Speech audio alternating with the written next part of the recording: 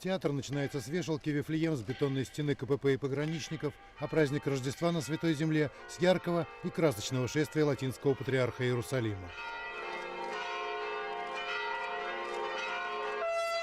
Этой традиции уже несколько сотен лет. Меняется только способ передвижения патриарха и форма солдат почетного караула. Въезд латинского патриарха – это, пожалуй, единственное мероприятие, в котором участвуют как израильтяне, так и палестинцы. Командование в честь такого события даже открывает обычно закрытые центральные ворота. Отвечать любезностью на любезность церковный иерарх не стал. Рождество в Палестине – это прежде всего политика, поэтому свою приветственную речь патриарх начал с поздравлений героям совсем другого романа. Сегодня нашей радости нет предела, потому что мы отмечаем не только день рождения Иисуса, но и день рождения палестинского государства. Этот праздник объединит всех людей доброй воли и наших лидеров. Я надеюсь, что Новый год принесет нам только хорошие новости, что нас порадует погода и будет много дождей. Счастья вам! Кортеж патриарха на границе, разумеется, не досматривали. Впрочем, и у обычных паломников проблем на КПП сегодня не возникало. На 2 праздничные недели, вплоть до православного Рождества, израильтяне будут пускать в Вифлеем практически всех желающих, за одним маленьким исключением. На въезде в Вифлеем паломников встречает 2 плаката. Поздравления от Министерства туризма Израиля и предупреждение командования Центрального военного округа. Израильтянам, несмотря на все послабления, въезд на территорию палестинской автономии по-прежнему запрещен.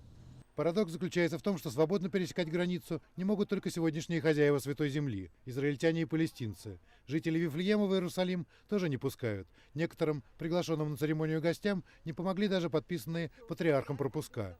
Девушкам в национальных костюмах из палестинского культурного центра пришлось дожидаться высокого гостя в прямом смысле слова под забором.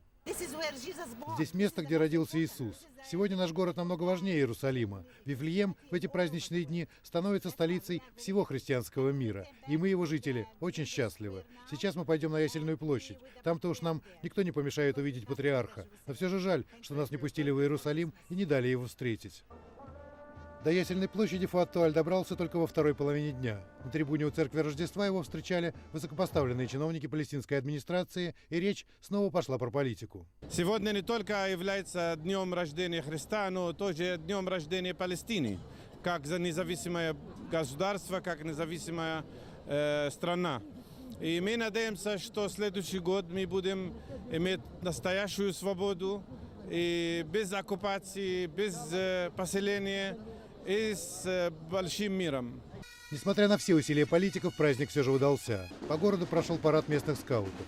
Барабаны заглушали волынщиков, горны трубили, церемониальные жезлы летали над головами замиравших от восхищения зрителей.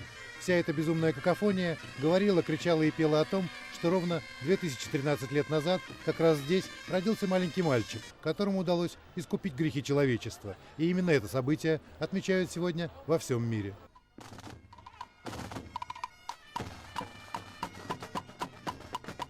Сергей Гранкин, Семен Кациф, RTVI, Вифлеем.